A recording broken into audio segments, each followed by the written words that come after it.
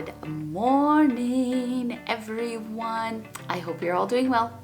It is currently Thanksgiving weekend here, so I am sure whoever lives here in Canada is out enjoying their time with their family. Anyway, so this video, as you can see, we are inside in my living room again. I just don't want to film this outside because it's too hard, because it will be a lot of talking about a product, so I definitely prefer to do that indoors. With that being said, what this video is about today is, do we need filters anymore for our landscape photography? I have also recently partnered up with Haida filters and have become an ambassador for them.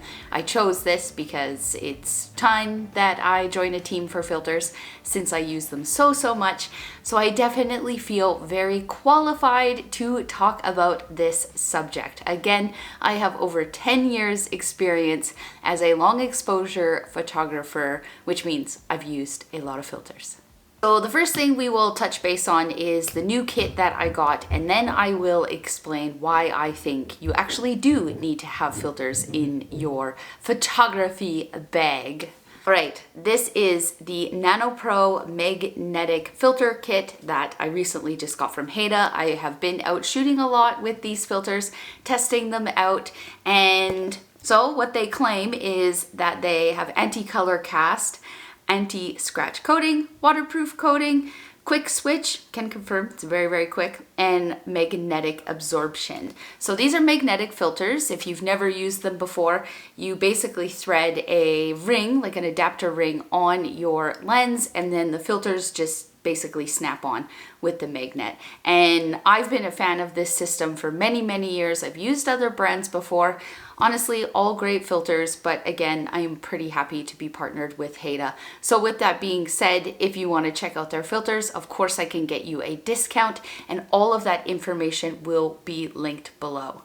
I am a lover of simple things, and I'm also a lover of lightweight things since I hike a lot. And these Haida filters are very small, very simple. And this is the case that you basically put in your bag. It's tiny. All of my filters are in there. Currently, what I am using in the kit is a 10-stop ND filter, a 6-stop ND filter, and a circular polarizer filter. So I have the 3 filters, and I've always been that type of shooter from, again, for the past 10 years. These are the ones that I have been using, and each of them covers all of the bases that I need. Okay, so why I think that you do need filters for your kit. So we'll kind of go over those 3 and what they do. I know you guys all know what a polarizer does, etc. But I will explain how I use them in my photography journey. So with a polarizer, it's actually probably the one that I use the least, simply because I am a long exposure photographer, so I'm always after the movement in the clouds, the movement in the water. I like to have the reflection, but where I find the polarizer comes in handy for me is typically during blue hour. So normally when I'm photographing, let's say it's a sunset, I will use my 10-stop before sunset, during sunset, and I'm always around the 1 to 2 minute exposures, and that's just the style that I like, that's what I prefer. But when blue hour hits, the 10-stop is actually a bit too intense. So typically what I would do in this situation is that's when I would reach for the polarizer, because it will give you that extra stop, or however many stops it'll give you, but it will help you still create a long exposure effect. Or I will use my 6-stop.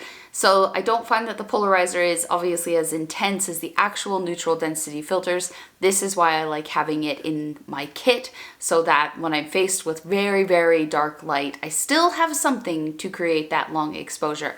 And I know that forest shooters, waterfall shooters, they all prefer to photograph with a polarizer because it cuts out the glare. So if you are photographing a variety of scenes like that, definitely you should probably get a polarizer.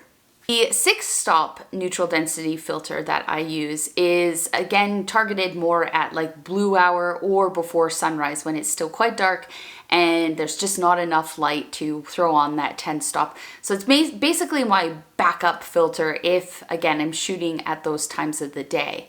And then of course there is the 10-stop, which The 10 stop, honestly, I've used for 90% of my entire photography portfolio.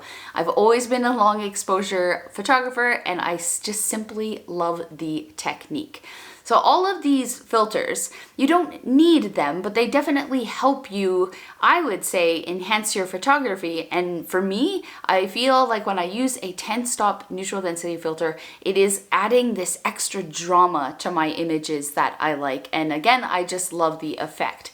Yes, you can create this effect without filters, but it is extremely time consuming. You need to take a lot of shots of a scene and then you need to stack them all. So there's a lot of Photoshop involved. And I just prefer to get everything right in camera and then bring it into Photoshop with minimal post-processing. So for me, the filters are definitely worth the investment. We are also doing a giveaway. Heda and we've decided that we want to give away a filter to someone. As you guys know, I like to do a giveaway every single month. So for this month, the winner will be drawn October 20th, and we have decided to give away a mist black, I always want to say black mist filter, but a mist black filter. So this filter, I am actually super excited to use for myself, because basically, I can see this filter like benefiting so many different genres of photography, like wedding photography, portrait photography, anytime you're doing something outdoors. But basically what it does is it reduces contrast and reduces highlights in an image, and it gives a dreamy, glowy look to the image. So again, why I emphasize on portraits is typically when you're shooting portraits, especially if it's a wedding or like a family session or something like that, you are doing it in the middle of the day.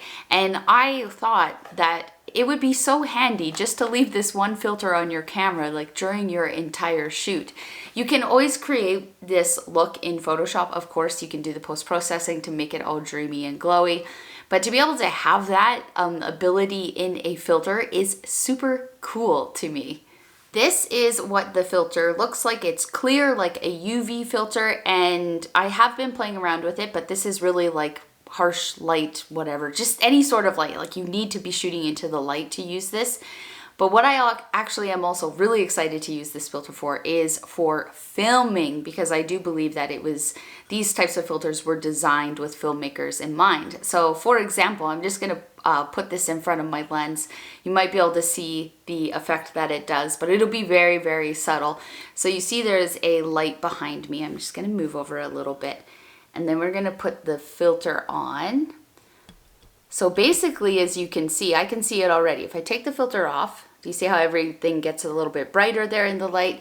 And then we put the filter on and it reduces those highlights. And it also makes the scene have like a sort of matte black in the shadows. So it's softening that contrast. This is a super cool filter. Really simple what it does, but I think that this is going to actually be amazing for when I'm shooting my own self-portraits and there is light involved. And again, we are giving away one of these filters, and I definitely think it would be fun if one of you were able to try one out. So all you have to do to win the filter is head down to the description and subscribe to my email list, and I will be picking a winner on October 20th, and Heda will ship your filter straight to you.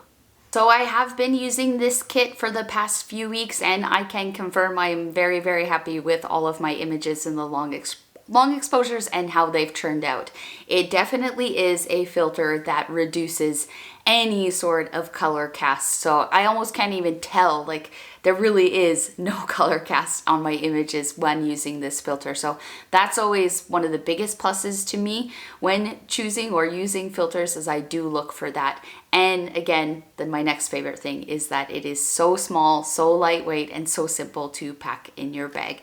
So I'm really happy and excited to join the Heda team, and I'm a big believer in honesty, and since I am an influencer, I pinky promise that I will influence responsibly and only promote products that I actually use on a daily basis, and ones that I do think are pretty great. And I've got to say, oh, that's backwards.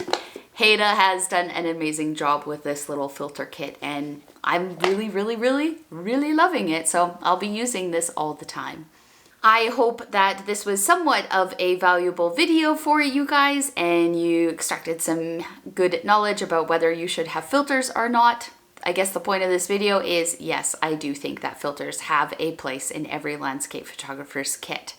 Please subscribe if you enjoyed this video. Next week we will get back to storytelling and shooting outside. I again hope that you guys had a wonderful Thanksgiving to my fellow Canadians, and I will talk to you guys next week. Bye!